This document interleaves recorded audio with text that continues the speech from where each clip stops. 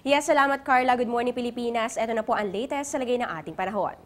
Mga kabayan, magdala pa rin po ng payo sa paglabas ng inyong bahay dahil apektado pa rin ng ITCZ o Intertropical Convergence Zone. Dito po yan sa may Palawan, Visayas at pati rin po sa Mindanao. Ngayong araw ng Huwebes, asahan po sa may Calabar Zone, pati na rin po dito sa Mimaropa at pati na rin dito sa buong Visayas, Zamboanga Peninsula, Northern Mindanao at Caraga, ang maulap na kalangitan na may mahina hanggang sa katamtamang pag-ulan o pagkidlat, pagkulog. Dito naman sa atin sa Metro Manila at natitirang bahagi pa ng ating bansa, asahan naman natin ang bahagya hanggang sa maulap na kalangitan na meron lamang mga pulupulong pag-ulan o pagkidlat, pagkulog. Samantala, may isang bagyo ngayon na nasa labas ng ating Philippine Area of Responsibility at tinatawag po natin ito na Tropical Storm Francisco. Ito po ay masyado pang malayo sa ating kalupaan para magkaroon ng direktang epekto sa atin. Pero by Monday po, maaaring pumasok na ito sa ating PAR at tatawagin po natin yan na Bagyong Orduha. Pero dahil nga po sa ridge ng high pressure area, dito po yan sa may itaas,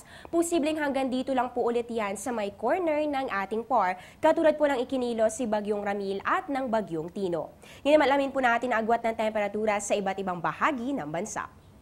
Unahin po natin sa bahagi ng Luzon, pinakamainit na po ang temperatura sa Puerto Princesa. Yan po ay aabot ng 25 to 33 degrees Celsius at sa Baguio City naman mababa po ang temperatura, meron po yung 15 to 21 degrees Celsius.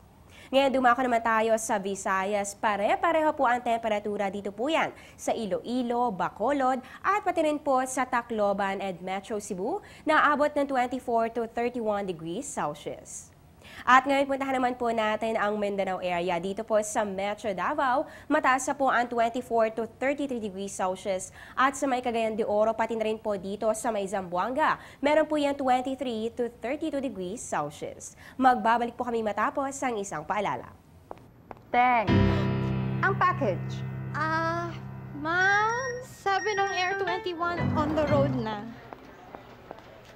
Ano, Teng? Ang package. Ma'am, sabi ng Air 21 na receive na. Okay, very good. Basta padala, sagot ka ng Air 21. May real-time delivery updates via text para worry-free ka. Teng, ang package, napadala mo na? Yes, ma'am, sa Air 21. Sa Air 21, sagot ko, padala mo. At yan ang latest mula dito sa Pag-asa, manatiling nakatutok sa Panahon TV Express, kung saan walang pinipiling panahon ang pagbibigay impormasyon. Ako pa ang inyong weather lover, Amor La Rosa. Magandang umaga. Balik sa inyo, Carla.